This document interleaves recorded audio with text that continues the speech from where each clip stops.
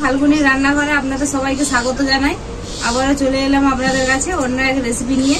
তো আজকে নিয়ে চলে এসেছি পাঙ্গাস মাছ। পাঙ্গাস মাছেরই ঝাল বানাবো। তো কিভাবে বানাবো প্রথম থেকে শেষ অবধি পুরো ভিডিওটা দেখতে থাকুন আর আমার সাথে থাকুন। সোনিয়া তুই আদা রসুন ছাড়া আর তুই মশলাটা বেটে নে, আমি মাছটা ভেজে নিচ্ছি। তো মাছ ভাজার জন্য আমি উনুনে বসিয়ে দেবো কড়াই। মাছটাতে আমি লবণ আর হলুদ মাখিয়ে নেব। সোনিয়া কেটে দিত লেবু,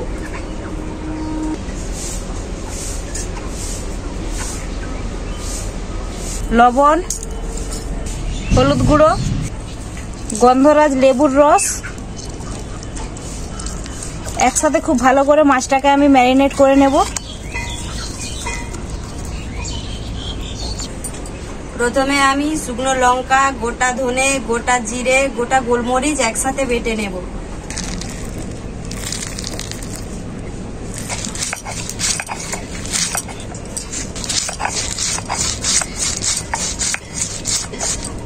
কড়াইটা খুব ভালো করে গরম হয়ে গেছে। কড়াইতে দিয়ে দেবো মাছ ভাজার জন্য সরষের তেল।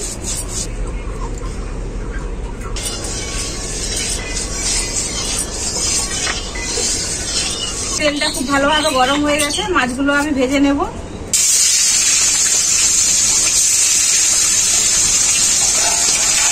মাছগুলো ফাটে তাই ঢাকা দিয়েই ভেজে নেব।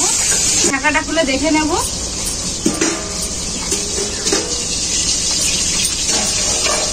মাছটার এক পিসটা ভাজা হয়ে গেছে, এক পিসটা পাল্টে নেব।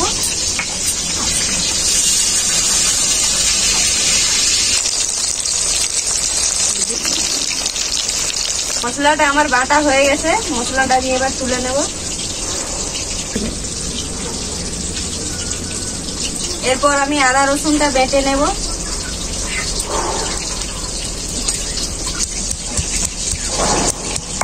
এখন আমি গোটা গরম মশলাটা বেটে নেব। মাছটার দু পিঠটাই খুব ভালো করে ভেজে নিয়েছি। এই মাছটা কড়া করে ভাজতে হবে, কড়া করেই ভেজেছি। তো খুব ভালো করে ভাজাও হয়ে গেছে, এখন আমি তুলে নেব।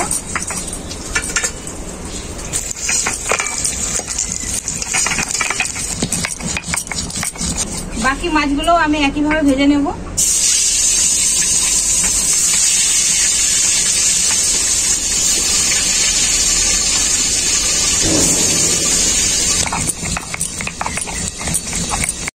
গরম মশলাটা আমার বাটা হয়ে গেছে, এবার আমি বাটিতে তুলে নেব।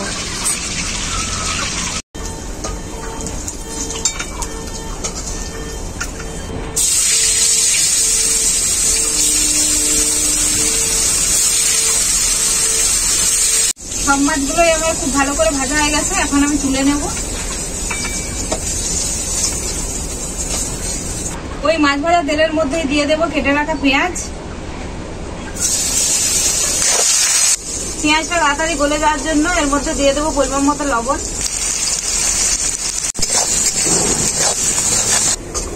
পেঁয়াজটাকে আমি খুব ভালো করে ভেজে নিয়েছি। এরপর আমি এর মধ্যে দিয়ে দেবো আদা রসুন বাটা।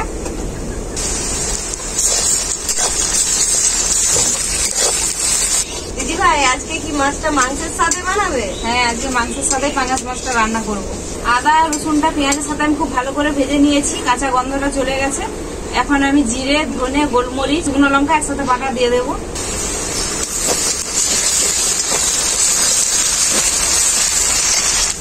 হলুদ গুঁড়ো, মশলা ধোয়া জলটাও দিয়ে দেবো মশলাটা ভালো করে কষানোর জন্য।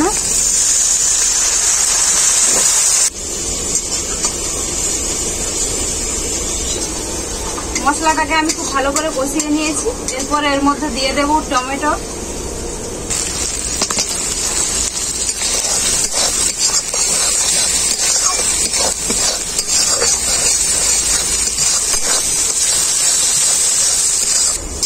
মশলাটা খুব ভালো করে কষানো হয়ে গেছে, মশলার গা থেকে তেল ছেড়ে গেছে। এখন আমি এর মধ্যে দিয়ে দেবো পরিমাণ মতো জল।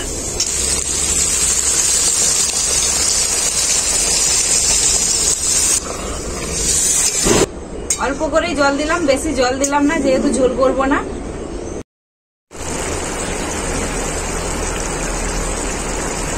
ঝোল খুব ভালোভাবে ফুটে গেছে, এখন ভেজে রাখা মাছগুলো এর মধ্যে দিয়ে দেবো।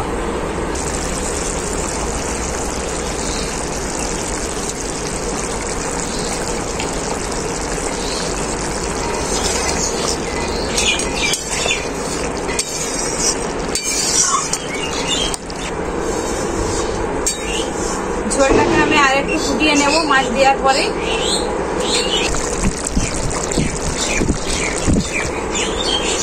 মাছ ভাজাটা দেওয়ার পর ঝোলটা খুব ভালো করে ফুটিয়ে নিয়েছি। এখন আমি বাটা গরম মশলাটাও দিয়ে দেবো।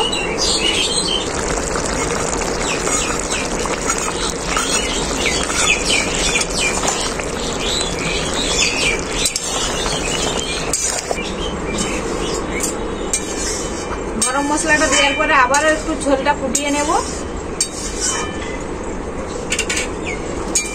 গোটা গরম মশলা বাটাটা দেওয়ার পরে ঝোলটাকে আমি খুব ভালো করে ফুটিয়ে নিয়েছি। এখন আমার পাঙ্গাস মাছের রেসিপিটা পুরোপুরি ভাবে রেডি। এখন নামিয়ে নেব।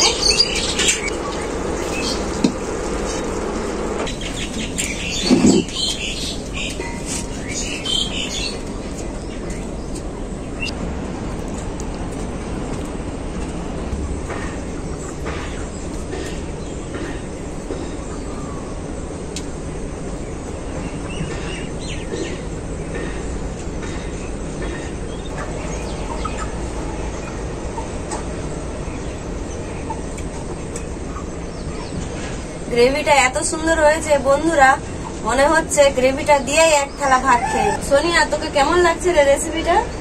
দারুণ লাগছে।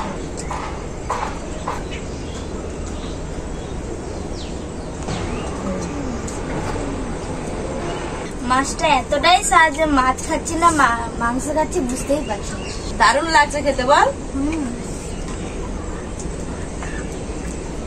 কেমন হয়েছে রে পাঙ্গাস মাছের রান্নাটা? অসাধারণ হয়েছে, খুব ভালো হয়েছে।